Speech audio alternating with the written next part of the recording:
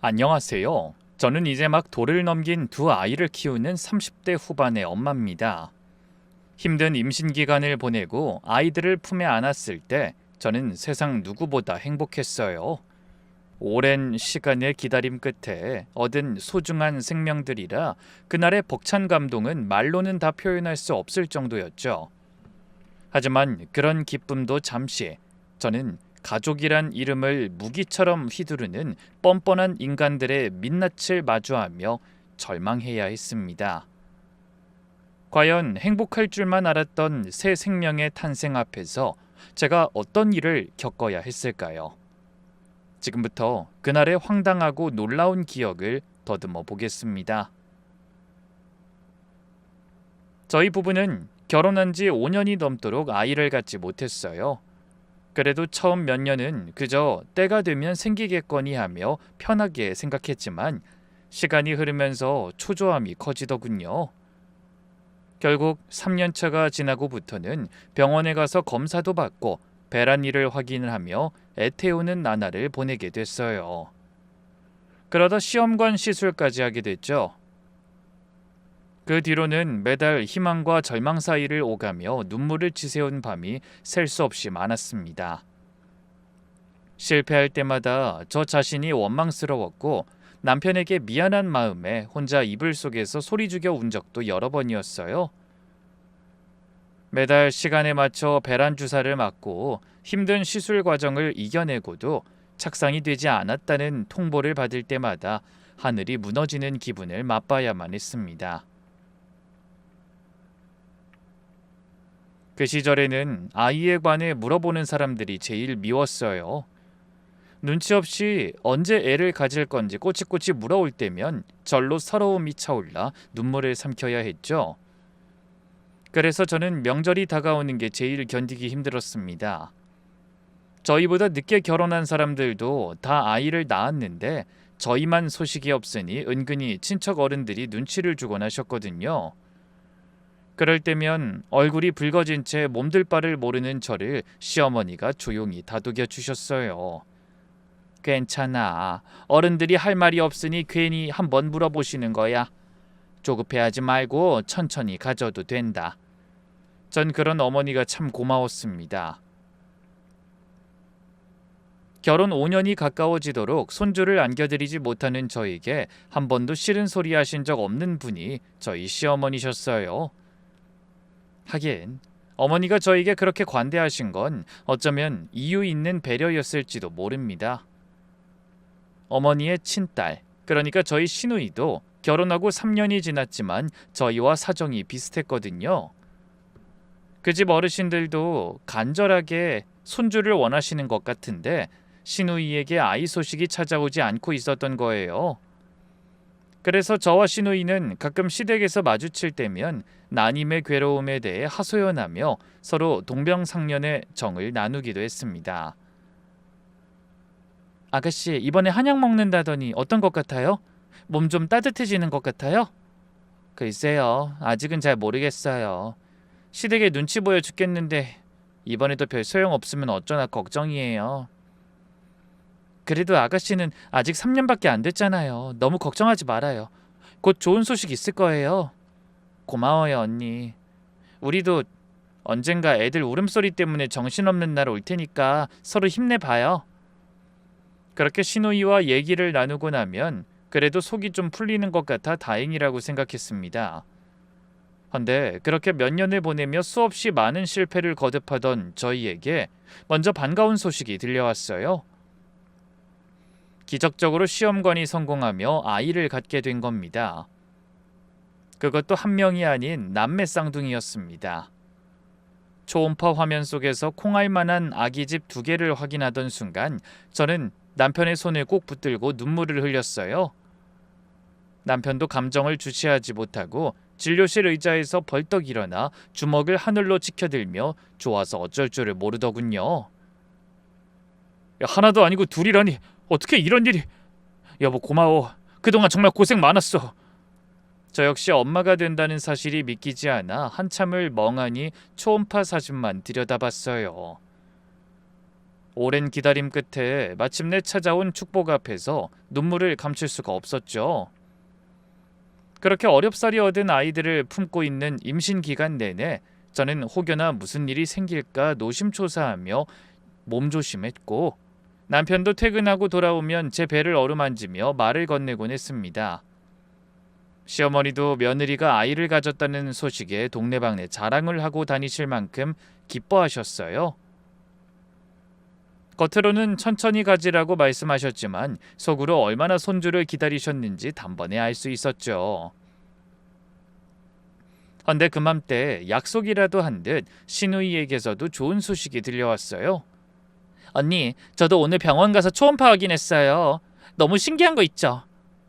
어머니한테 들었어요. 축하해요, 아가씨. 우리 태교 잘해서 건강한 아이 낳아요. 때마침 함께 난임의 고민을 나누던 시누이도 임신했다는 소식에 저는 뜰 듯이 기뻤습니다. 사실 임신 사실을 알고 너무 행복했지만 한편으로는 시누이가 마음에 걸렸거든요. 같이 힘든 시기를 보내던 제가 먼저 아이를 가졌으니 시누이의 마음이 더 힘들어지지 않을까 싶어 신경이 쓰이더라고요.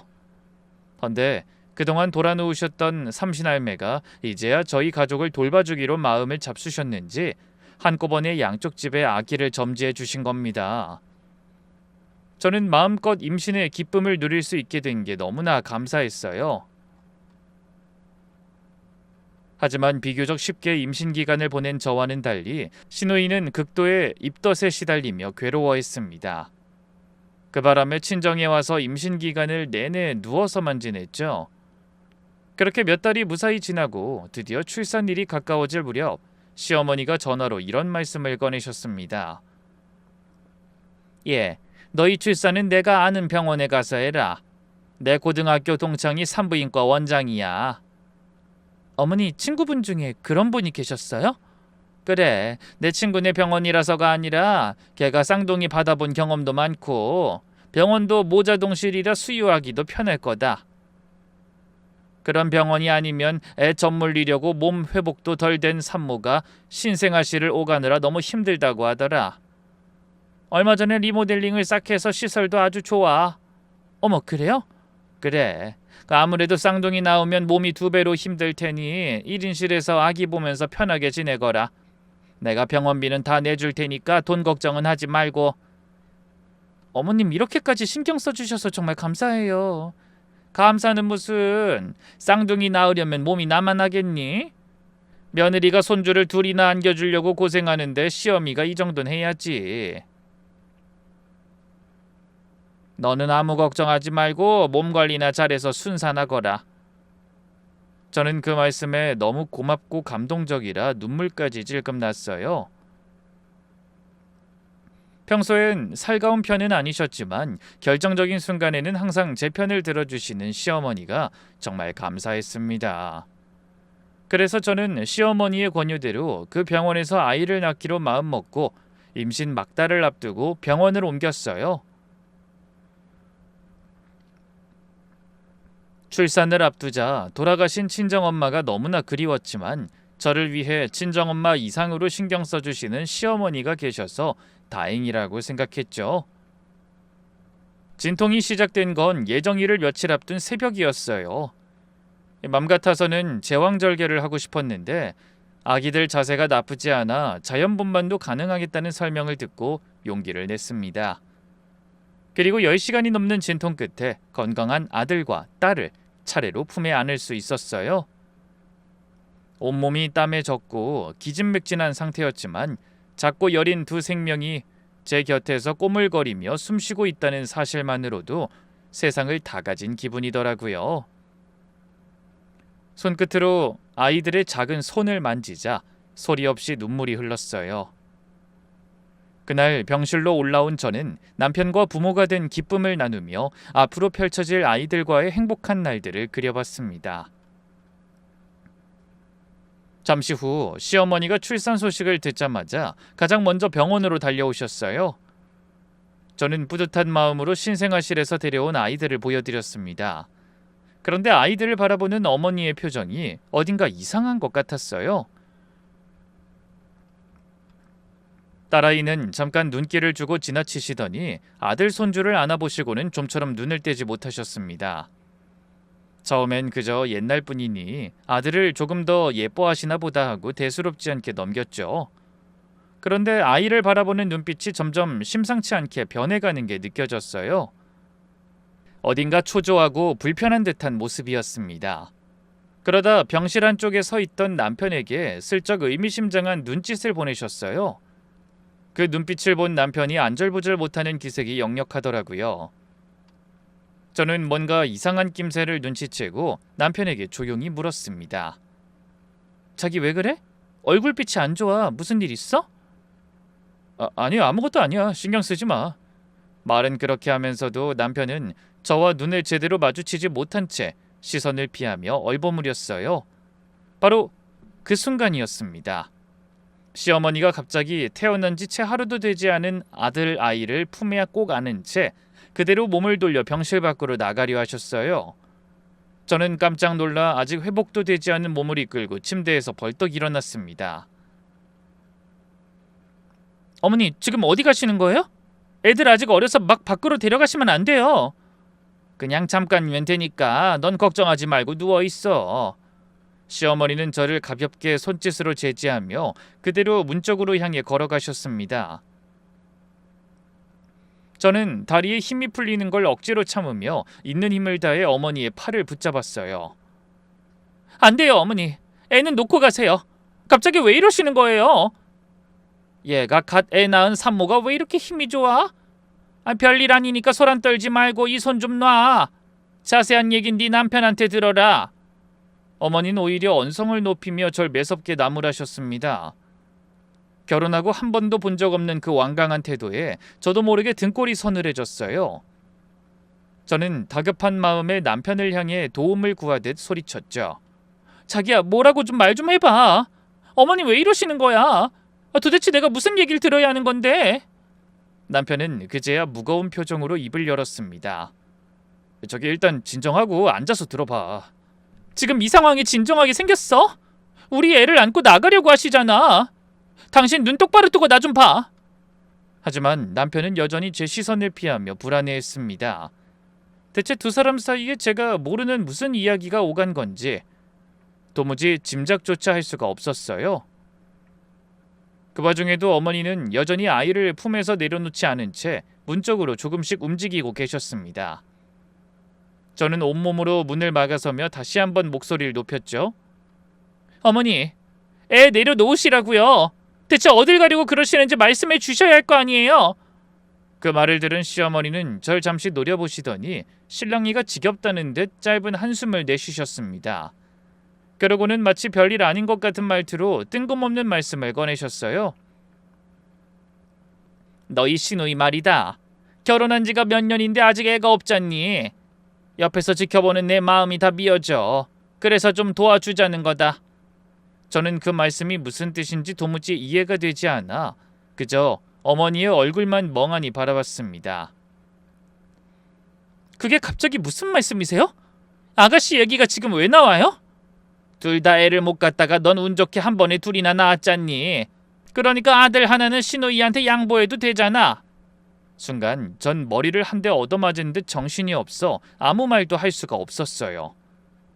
조금 전 제가 무슨 말을 들었는지조차 의식할 수가 없더라고요. 그래서 넋이 나간 표정으로 멍하니 남편을 바라보자 여전히 고개 숙인 채 말이 없던 남편은 아예 돌아서서 창밖을 바라보며 한숨만 쉬었습니다. 그렇게 병실에는 찬물을 끼얹은 듯 등골이 오싹할 정도의 냉기가 흘렀어요. 그 냉기를 온몸으로 느끼며 한참을 얼어붙어 있던 저는 겨우 정신을 붙잡고 방금 낳은 제 아들을 마치 남는 물건 나눠주듯 말씀하시는 시어머니를 바라봤습니다. 결혼하고 5년 넘게 지켜봐왔던 시어머니지만 그 순간만큼은 너무나 낯설고 냉정하게 느껴졌어요. 저는 말없이 창밖만 바라보는 남편과 시어머니의 품에 안긴 아들을 번갈아 바라보며 천천히 입을 열었습니다. 어머니 지금 무슨 말씀하시는 거예요? 애가 무슨 물건도 아니고 제가 낳은 애를 왜 아가씨한테 양보해요?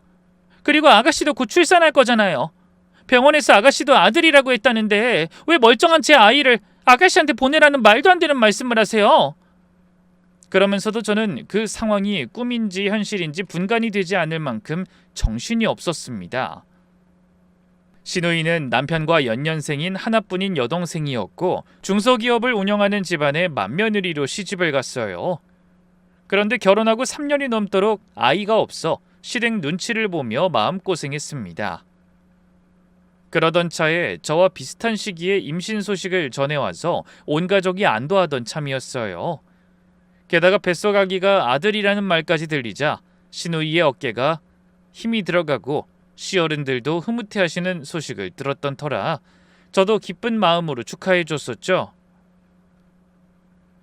그런데 멀쩡히 임신에 출산을 앞둔 신우이에게 제 아이를 주겠다니, 이 얼마나 황당하고 기막힌 얘기란 말인가요.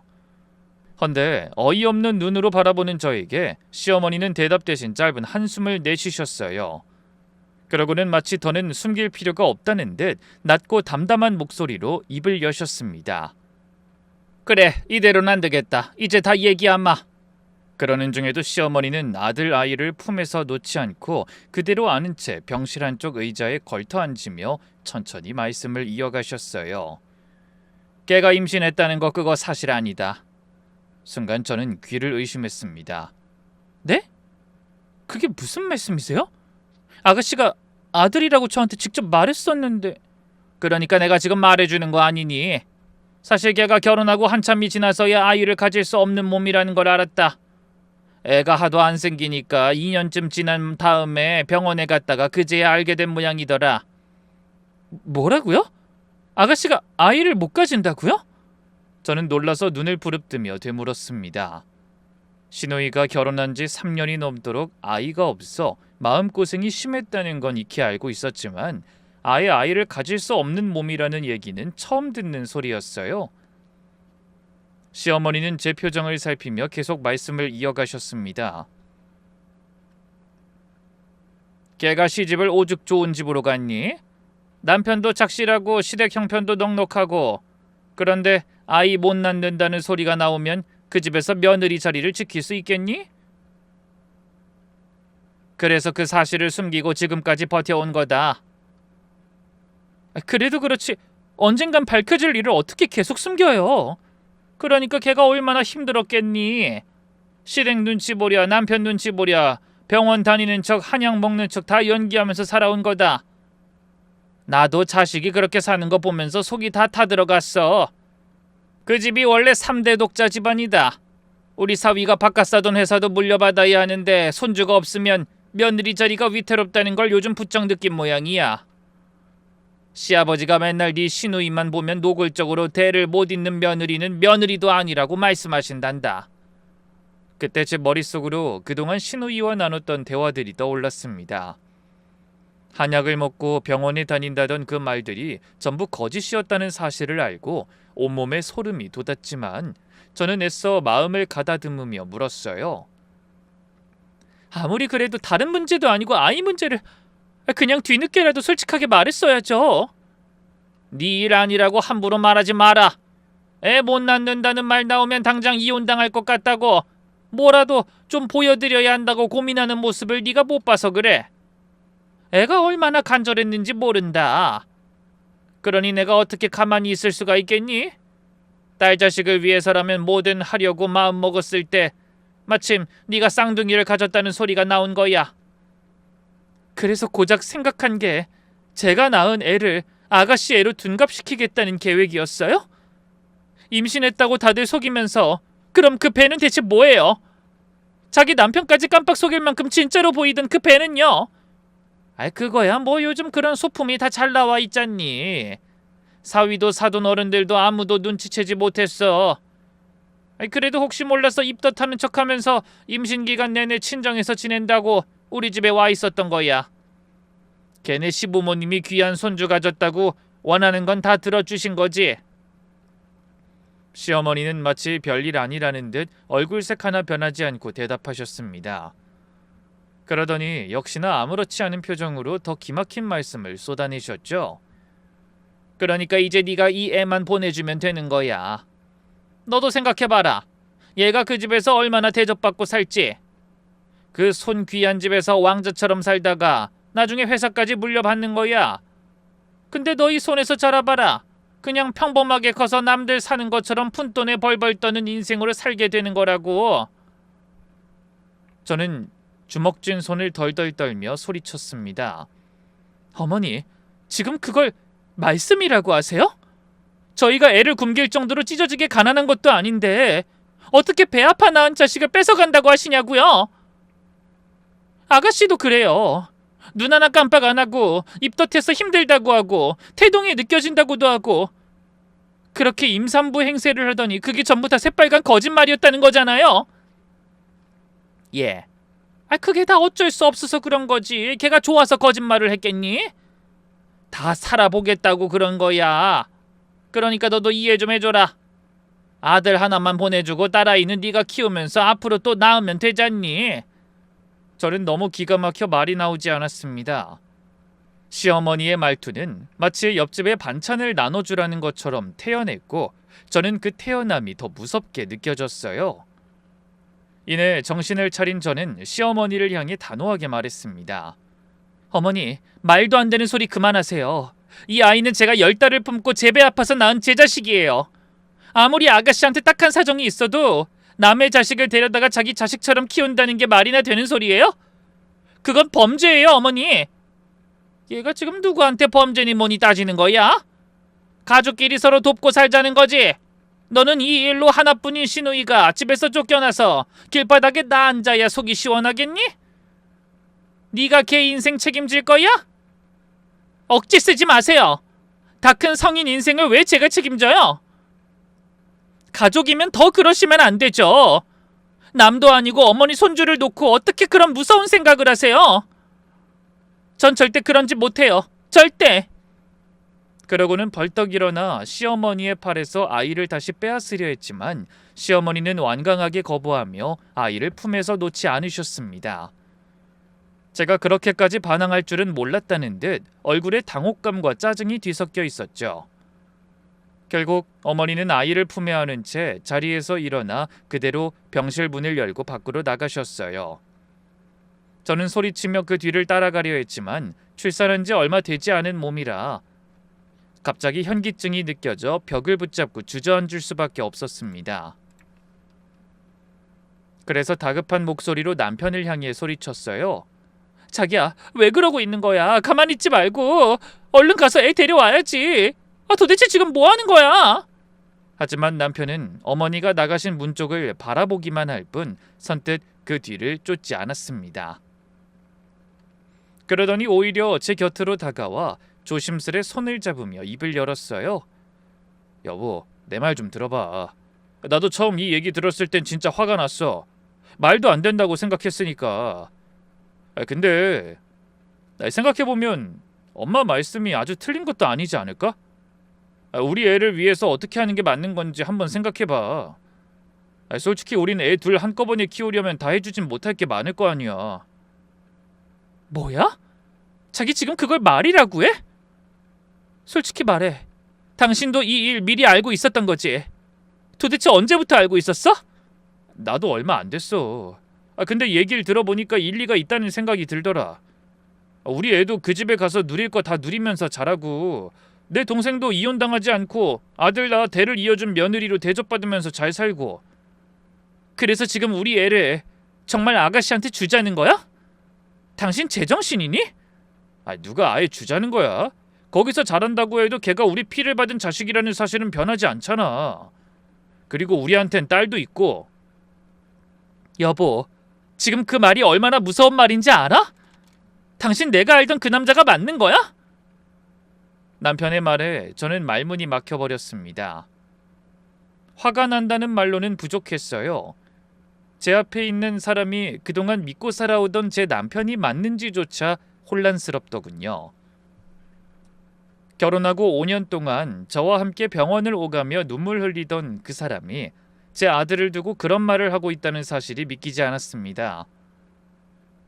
자기, 우리가 지난 5년 동안 아기를 갖기 위해서 얼마나 노력했는지 다 잊었어? 내가 얼마나 고생하면서 이 아이들을 가졌는지 당신이 제일 잘 알잖아. 그런데 어떻게 나한테 그런 말을 할 수가 있어? 미안해 여보. 나도 당신이 고생한 건 아는데. 됐어! 더는 당신이랑 아무 얘기도 하고 싶지 않아.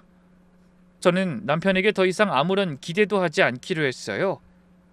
그래, 아무도 도와주지 않는다면 나 혼자서라도 반드시 아이를 찾아올 거야. 감히 세상 누구도 절대 내 아이를 마음대로 데려갈 수 없어. 그러고는 문 앞에 주저앉아 있던 몸을 일으키는데 온몸에 식은땀이 흐르고 다리가 후들거렸습니다. 그래도 이를 악물고 마지막 힘을 끌어모아 병실 문을 붙잡고 자리에서 일어섰죠. 다리가 후들거려 몇 걸음 걷기도 힘들었지만 그대로 주저앉아 있을 수만은 없었어요. 간신히 밖으로 나온 저는 시어머니가 사라진 복도를 향해 온 힘을 다해 발걸음을 옮겼습니다. 저 멀리 어머니가 아이를 안은 채 어느 진료실 안으로 들어가는 모습이 보이더군요. 문패를 보니 원장실이었어요.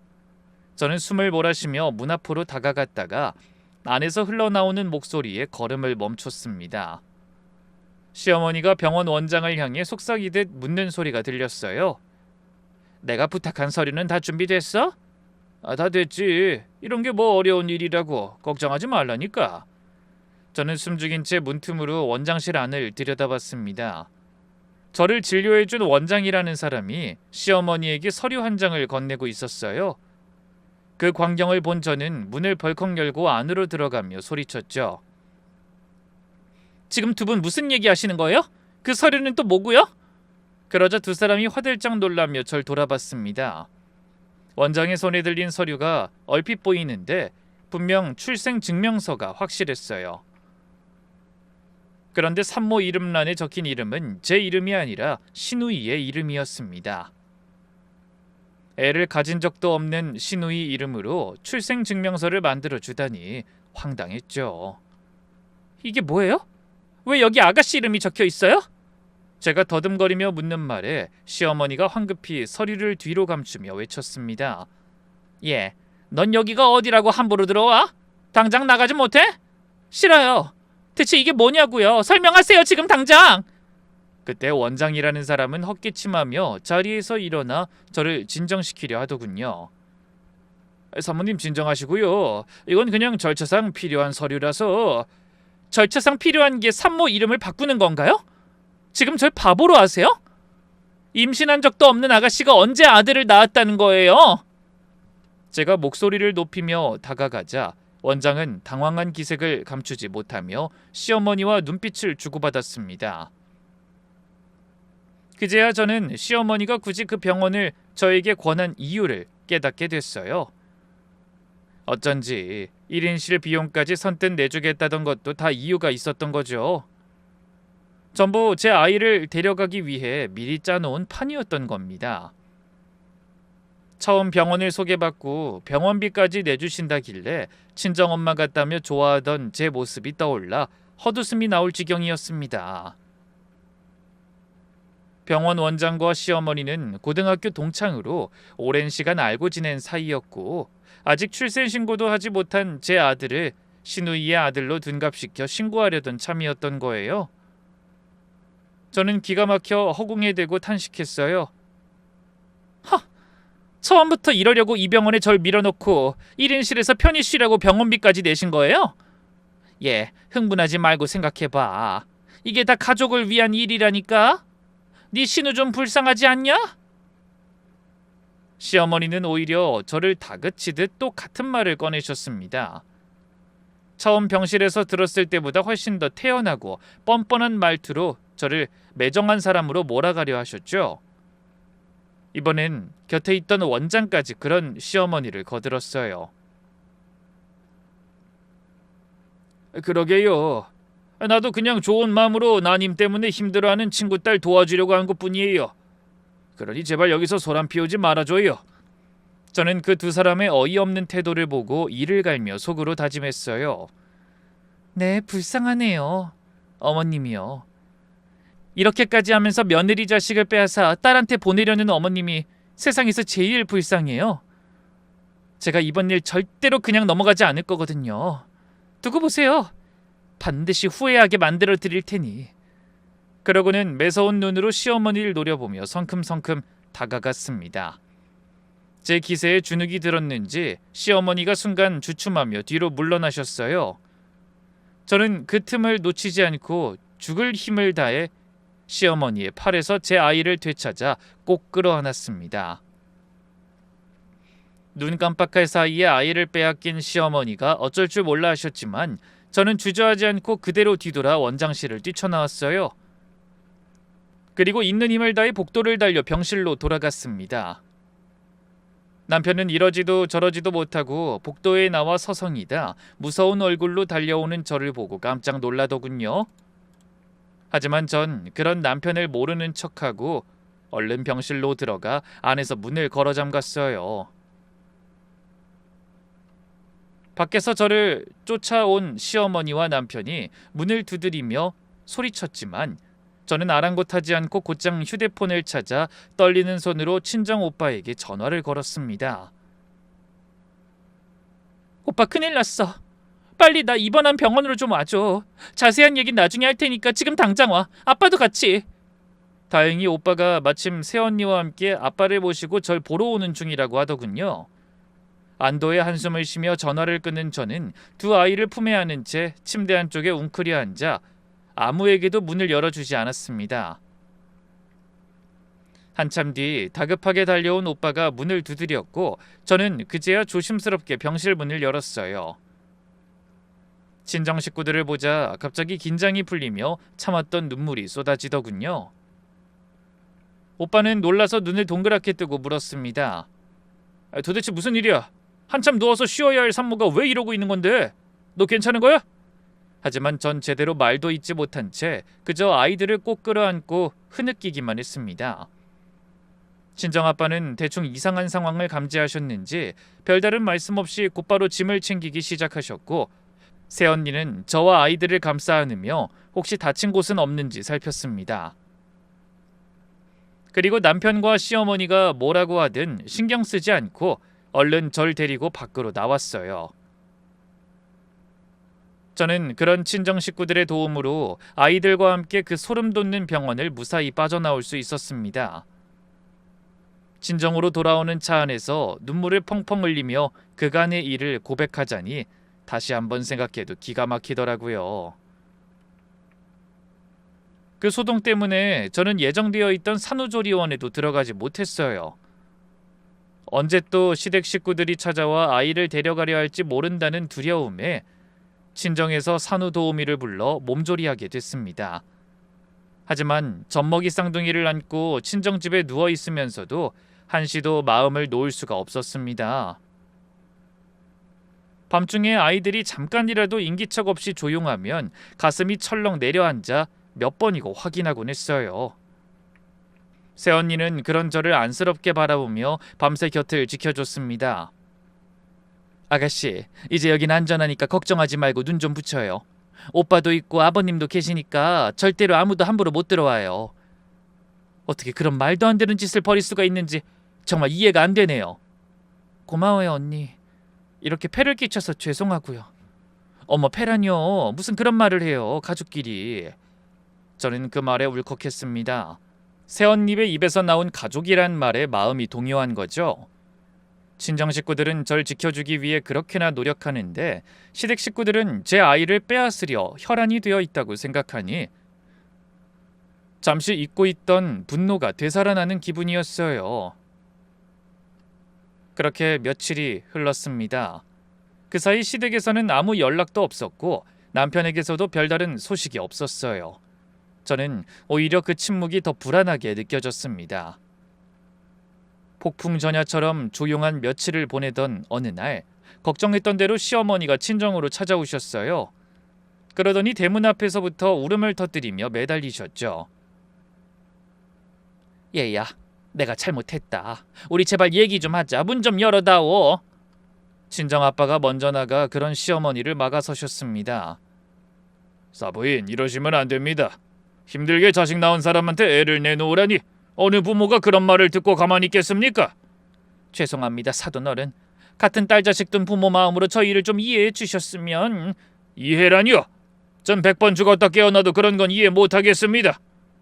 저는 시어머니의 얼굴도 보고 싶지 않아 집안에만 있었는데 계속되는 소란에 결국 대문 밖으로 나가게 됐어요. 그때 시어머니를 따라온 남편이 저를 향해 소리치듯 말을 걸어왔습니다. 여보, 엄마도 미안하다고 하시잖아. 우리 제발 얘기 좀 하자. 얘기는 무슨 얘기? 당신 지금 어머니 편들려고 여기까지 따라온 거야? 아직 정신 못 차렸구나. 아니, 편드는 게 아니라 그래도 내 엄마고 동생인데 이렇게 계속 등 돌리고 살 순 없잖아. 그래서 지금 나더러 어쩌라는 거야? 애를 순순히 내주고 다시 당신이랑 하하호호 웃으며 살자는 거야? 남편은 대답 대신 한숨을 쉬었습니다. 저는 너무 흥분한 나머지 숨까지 헐떡이며 남편을 향해 물었어요. 당신 원장실에서 무슨 짓이 벌어지고 있었는지는 알아? 아가씨 이름으로 출생증명서 조작하려고 한 거 알고 있었냐고? 그건 나도 병원 도착해서야 알았어. 진짜야. 몰랐다고 해서 지금 이 상황이 없던 일이 되는 게 아니잖아. 당신 지금도 어머니랑 한편에 서서 나한테 애 내놓으라고 설득하러 온 거잖아. 아니, 설득하러 온 게 아니라 그냥 다 같이 좋게 풀어보자는 거지. 좋게 풀 수 있는 문제가 아니잖아. 남의 자식을 서류까지 위조해서 데려가려고 했는데 그게 어떻게 좋게 풀리는 문제야? 남편은 대답하지 못하고 시선을 피했습니다. 그 모습에 저는 더욱 분통이 터져 소리쳤어요. 정신 좀 차려 제발. 당신 지금 자기 자식보다 어머니랑 동생 눈치를 더 보고 있는 거 몰라? 난 절대 이 아이들 못 내줘. 죽어도 못 주니까 당장 가라고. 그때 시어머니가 갑자기 제 앞에 무릎을 털썩 꿇으셨습니다. 저와 친정아빠 그리고 곁에 서 있던 남편까지 모두 그 자리에 얼어붙어 버렸어요. 저희 아빠는 깜짝 놀라서 시어머니를 말리셨죠. 사부인 지금 뭐 하시는 겁니까? 어서 일어나세요. 하지만 어머니는 그대로 무릎을 꿇은 채 꿈쩍도 하지 않으셨습니다. 아닙니다 사돈어른. 저 오늘은 어떻게든 며느리한테 용서를 빌고 다 풀고 가겠습니다. 그러더니 저를 올려다보며 떨리는 목소리로 다시 입을 여셨어요. 얘야, 내가 다 얘기할게. 사실 이 일에는 네가 모르는 사정이 더 있다. 이것만 알아다오. 나도 처음부터 이러고 싶었던 건 절대 아니야. 저는 절박하고 애처로운 얼굴로 절 올려다보는 시어머니를 바라보며 덜컥 겁이 났습니다. 지금까지도 충격적인 일투성이었는데 뭘 더 들으라는 건지 긴장이 되더라고요.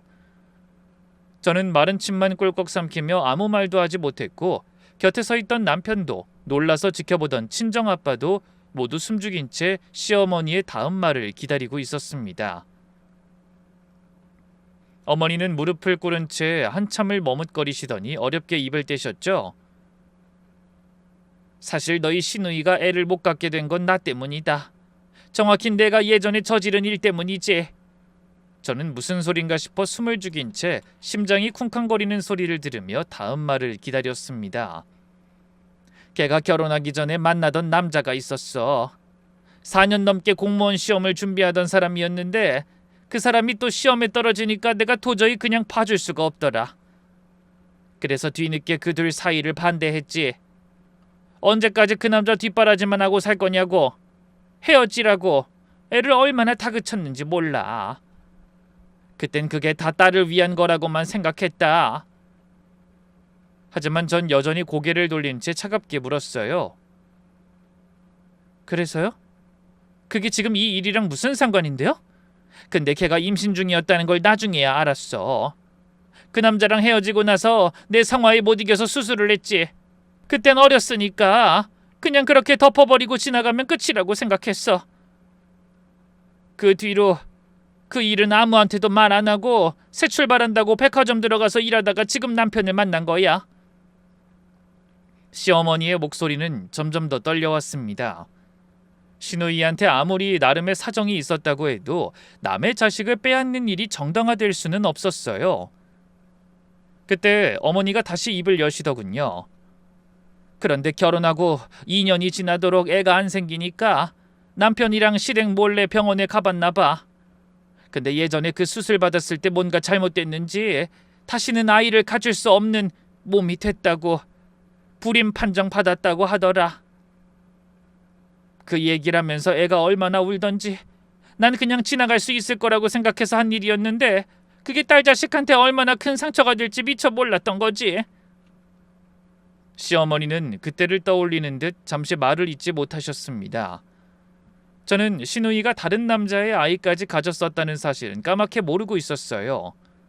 물론 시누이가 일부러 그런 선택을 한 게 아니고 나름의 안타까운 사연이 있는 게 사실이라고 해도 그게 아이를 빼앗아가는 일을 정당화할 수는 없었습니다. 저는 고개를 숙이고 울먹이는 시어머니를 향해 말했어요. 그럼 어머닌 아가씨가 아이를 가질 수 없다는 사실을 알고도 그쪽 시댁이랑 남편한텐 계속 숨기려고 하신 거예요? 언젠간 밝혀질 일인데 그걸 알면서도요? 그럼 어떡하니? 애 못 낳는다는 소리가 나오면 그 집에서 당장 쫓겨날 텐데. 거기다 그게 다 젊은 날 다른 남자아이를 가졌다가 그렇게 된 거라는 일이라도 밝혀져 봐라. 어떻게 될진 불을 보듯 뻔하잖아.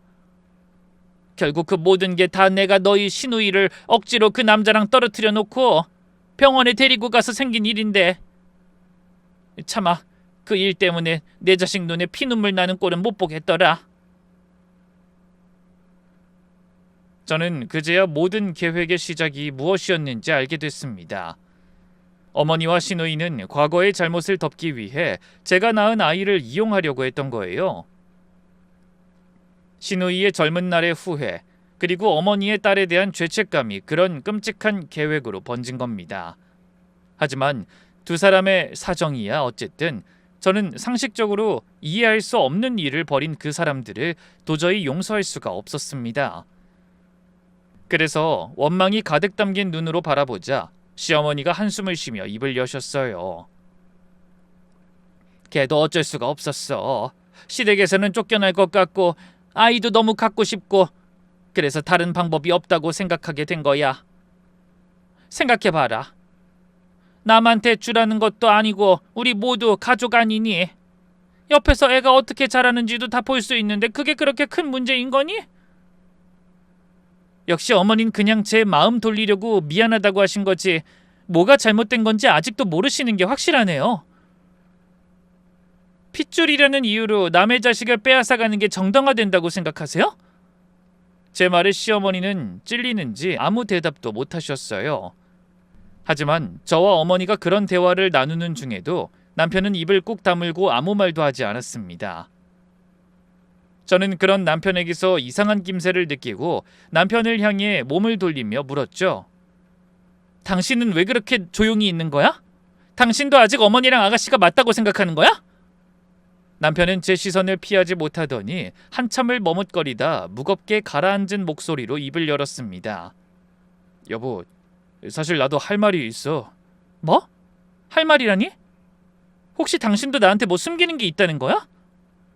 사실은 요즘 내 사업이 많이 안 좋아. 당신이 걱정할까봐 정확하게 말은 안 했지만 거래처 몇 군데가 부도나면서 자금이 막혔어. 그런데 내 동생이 이번에 아이 문제만 해결되면 남편이랑 시아버지한테 부탁해서 내 사업 자금을 대주겠다고 했어. 그 집에 귀한 손주 낳아줬다고 큰소리 칠 수 있을 테니까 그 정도는 얼마든지 해줄 수 있다고. 그 말을 듣는 순간 저는 말로는 다 표현할 수 없는 배신감을 느껴야 했습니다. 지금 뭐라고 했어? 그럼 당신은 돈 때문에 사업 자금 받자고 우리 애를 팔아넘기려고 했다는 거야? 당신 그거 죄라는 거 모르는 거야? 하지만 남편은 펄쩍 뛰며 손살에 쳤어요. 팔아넘기다니, 그런 게 아니라 난 그냥 우리 사업도 살리고 애도 좋은 집에서 크고 다 좋은 방향으로 가는 거라고 생각했어. 진심이야. 뭐야? 애 아버지란 인간이 겨우 돈 때문에 자식을 팔아치우려고 해놓고 지금 그딴 말이 나와? 부모가 자식을 돈 받고 남한테 넘기겠다는 게 파는 게 아니면 뭐야? 저는 목소리가 갈라질 정도로 소리쳤습니다. 남편이 저를 설득해보려고 털어놓은 비밀이 오히려 제가 이성의 끈을 놓아버리게 만드는 결과를 만들었죠. 시어머니의 잘못된 판단에서 시작된 죄책감, 시누이의 절박함, 그리고 남편의 돈 문제까지 뒤섞인 그 모든 상황이 저를 소름 돋게 했습니다. 시댁 식구들과 남편은 제가 낳은 아이 하나를 두고 자신들 각자에게 이익이 되도록 이용하기 위해 혈안이 되어 있었어요. 저는 눈물조차 나오지 않을 만큼 경악을 금치 못했습니다. 5년을 넘게 함께 살아온 남편이 돈 몇 푼과 자기 자식을 저울질했다는 사실이 도무지 믿기지 않더군요. 저는 사색이 된 얼굴로 한마디도 하지 못하는데 남편은 연신 저를 설득하려 들었습니다. 당신한테 걱정 끼치기 싫어서 나도 고민하다 내린 결정이었어. 여보, 잘 생각해봐. 우리가 살아야 애도 키우는 거잖아. 아들만 자식이야? 남은 딸 하나라도 잘 키워야 할 거 아니야. 그러려면 나는 지금 사돈어른 도움이 꼭 필요하다고. 그래서 자식을 팔아서라도 회사를 살리기로 결심했다는 거네? 그게 뚫린 입이라고 할 소리니? 배달을 하던 대리운전을 하던 뭘 해서라도 자식을 키울 생각을 해야 할 아버지라는 인간이 애를 팔아서 살아보려고 꼼수를 부려? 제 말에 남편은 아무 대답도 하지 못했어요. 그 침묵을 보며 저는 더 이상 그 사람에게 가장으로서의 어떤 책임감도 기대할 수 없다는 걸 깨달았습니다. 어머니도 당신도 다 제정신이 아니야. 이건 그냥 가족 간의 문제가 아니라 엄연한 범죄라고. 아이를 놓고 돈거래를 하겠다는 게 범죄가 아니면 뭐야? 그러자 시어머니가 갑자기 억울하다는 듯 언성을 높이셨어요. 그렇게까지 말하지 말아라. 우리도 다 같이 살아보겠다고 딸한테 애를 돈 주고 사라고 하셨어요? 저 참을 만큼 참았어요. 더는 안 돼요. 그러고는 떨리는 손으로 휴대폰을 꺼내들었습니다. 지금 당장 경찰에 신고할 거예요. 출생증명서 조작하고 갓난 아기를 돈 받고 넘기려고 한 거 전부 다 신고할 거라고요. 콩밥 먹고 싶지 않으면 두 사람 다 내 눈앞에서 당장 사라져요.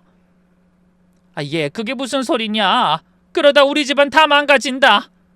집안이 망가지는 게 두려우셨으면 애초에 이런 일을 계획하지 말았어야죠. 이게 어디 사람이 할 짓이에요? 제가 당장이라도 신고할 기색을 보이자 시어머니와 남편의 얼굴이 동시에 하얗게 질렸습니다. 곁에서 이 모습을 지켜보시던 친정아빠도 기가 막힌다는 표정으로 혀를 차셨어요. 사부인, 이제 더 들을 것도 없습니다. 우리 애가 신고하겠다면 저도 말리지 않겠습니다. 이건 아무리 생각해도 그냥 넘어갈 일이 아니에요. 친정아빠의 단호한 말씀에 시어머니는 아무 대꾸도 하지 못하셨습니다. 저는 더 이상 그 두 사람의 목소리를 듣고 싶지 않았어요. 그래서 대문 앞에 서 있는 두 사람을 등지고 돌아서며 절대 그냥 넘어가지 않겠다고 다시 한번 다짐했습니다. 시어머니의 눈물도 남편의 변명도 더 이상 제 마음을 흔들 수 없었죠.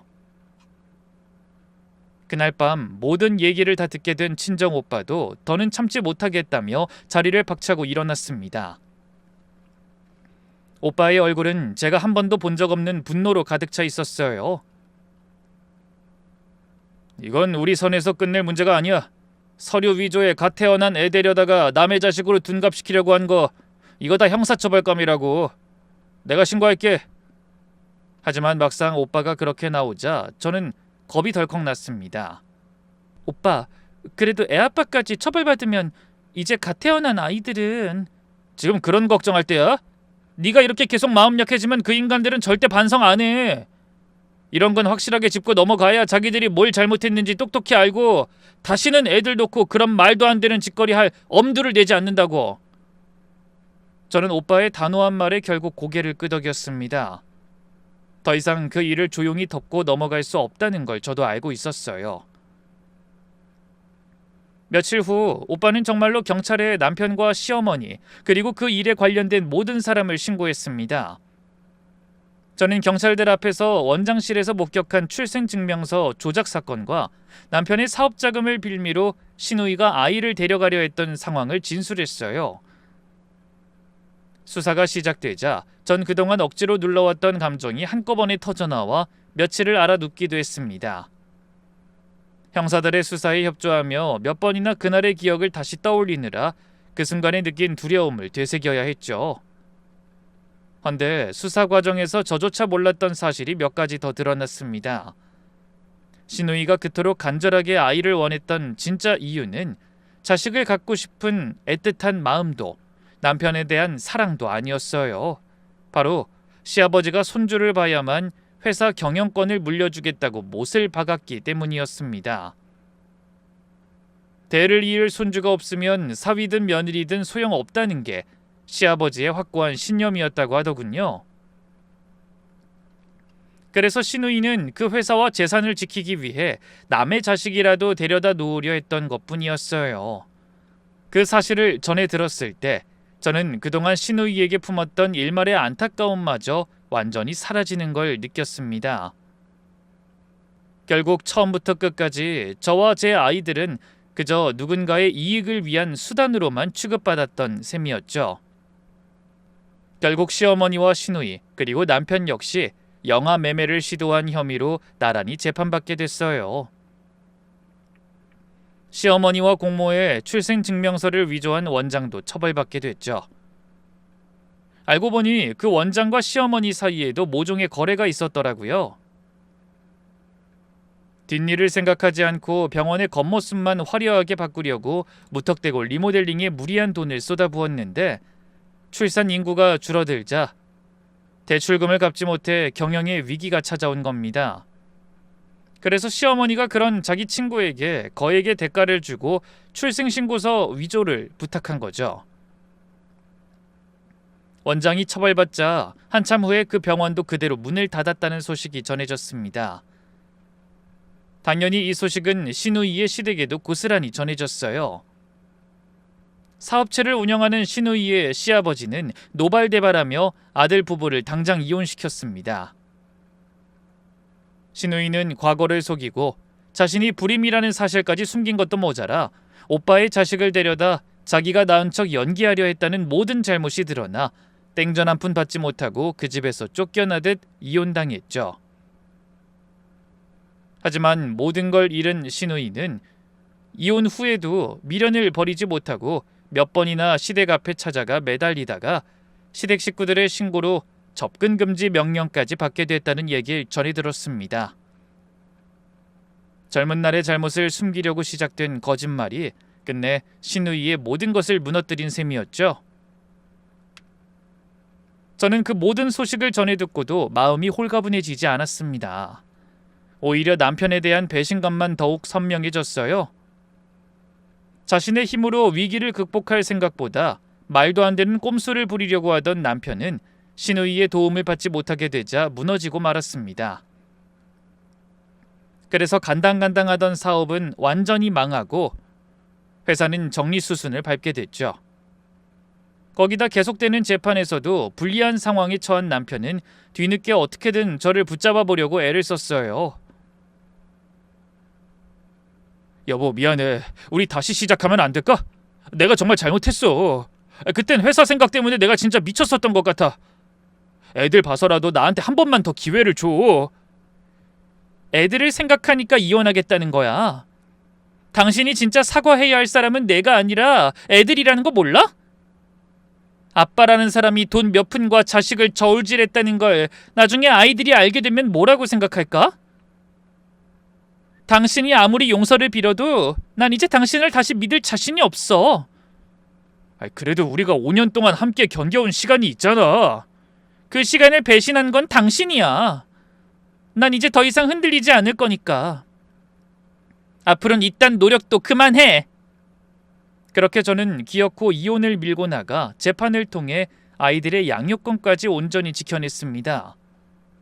법원에서도 당연히 자식을 팔아먹으려 한 남자에게는 절대 아이를 맡길 수 없다는 판단을 내린 거죠. 시댁과의 인연도 이혼과 함께 완전히 끝을 맺었습니다. 저는 명절마다 눈치를 보거나 누군가의 인정을 구걸할 필요가 없어졌다는 사실만으로도 저는 홀가분해지는 기분이었어요. 처음 경험한 배신감과 허탈함은 쉽게 가시지 않았지만 저는 밝고 건강하게 자라는 두 아이를 품에 안을 때마다 다시 살아갈 힘을 얻었습니다. 문득 밤에 잠든 아이들을 바라보면 걱정과 두려움이 앞서 눈물로 지새우던 날들도 있었지만 아이들의 웃는 얼굴을 볼 때마다 저는 다시 마음을 다잡았습니다. 가장 믿음을 줘야 했을 가족에게 뒤통수를 맞고 나서야 저는 비로소 제 힘으로 지켜야 할 것이 무엇인지 분명하게 깨닫게 됐죠. 몇 달 후 오랜 재판 끝에 남편과 시댁 식구들은 집행유예와 벌금형을 선고받았습니다. 하지만 그들은 자신의 잘못을 뉘우치기보다 여전히 제가 자신들을 신고했다고 믿고 원망의 말만 쏟아냈어요. 구제불능이라는 말이 왜 있는지 그 인간들을 보니 알겠더라고요. 그런 괴로운 시간 속에서도 제가 버틸 수 있었던 건 순전히 친정 식구들 덕분이었습니다. 친정아빠와 오빠, 새언니의 도움이 없었다면 저는 갓 태어난 아이들과 함께 절망의 길목에서 우왕좌왕했을 거예요. 그제야 저는 그동안 잊고 지내던 진정한 가족의 의미를 깨달았어요. 가장 가까운 사이라고 함부로 대하며 자기 이익만 챙기려고 이용하는 게 가족이 아닌 무조건 편을 들어주고 위로해 줄 수 있는 너른 어깨가 되어주는 것이 가족이라는 걸 말입니다. 그렇게 힘든 시간을 극복하고 이제 저는 두 아이와 함께 씩씩하게 새로운 삶을 꾸려가고 있습니다. 그 누구의 방해도 받지 않는 온전한 저희만의 삶을 만들어가고 있는 거죠. 아이들이 건강하게 자라는 모습을 지켜보는 것만으로도 저는 그날의 아픔을 견뎌낸 보람을 느낍니다. 하지만 저에게는 아직 풀지 못한 숙제가 있습니다. 언젠가 아이들이 자라 아빠를 찾을 때 뭐라고 얘기해줘야 할지 아직도 답을 찾지 못한 거예요. 하지만 제가 지금처럼 열심히 하루하루 최선을 다해 살아가다 보면 언젠가는 그 해답도 찾게 되지 않을까 생각합니다. 부디 사연을 함께 하신 여러분도 저희 쌍둥이가 지금처럼 계속 건강하고 바르게 자랄 수 있도록 기도해 주시겠어요? 그럼 긴 사연에 함께해 주신 여러분께 감사를 전하며 저는 이만 물러가겠습니다. 모두 건강하고 행복한 하루 보내세요.